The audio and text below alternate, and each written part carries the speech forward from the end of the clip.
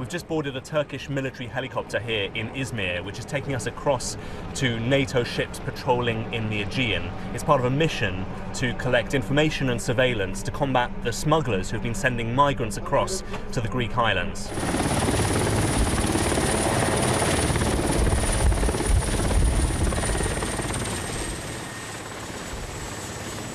We've arrived on the FGS Bonn. This is the German flagship that's currently in command of this NATO mission. You can see some of the other ships around that are also involved from other countries including Britain, France, the Netherlands, Turkey and Greece. Now the principal mission is providing information and reconnaissance to tackle the smugglers, but of course they've seen a lot of the migrant boats around here in the last few weeks.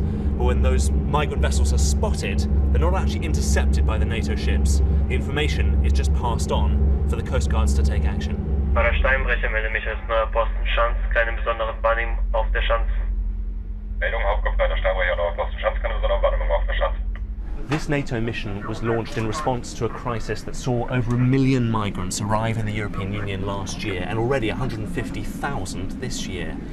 At the same time, the EU implemented a deal to deport economic migrants back from Greece to Turkey. All of this has meant that the number of arrivals of migrants on the Greek islands has fallen from a height of 2,000 a day down to just around 150 a day. The NATO Secretary General says the EU deal and the NATO mission are working in parallel.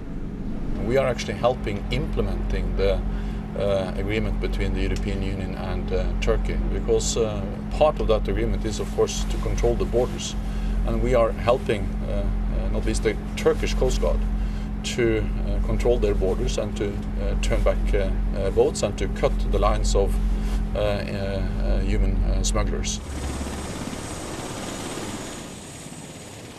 So how long will this NATO mission last? Well, bluntly speaking, as long as the migrant crisis itself lasts. The NATO Secretary General says that they need to be flexible, that the smuggler routes will change. But ultimately, so long as war and poverty afflict so many countries, there will be those still willing to risk their lives crossing these waters.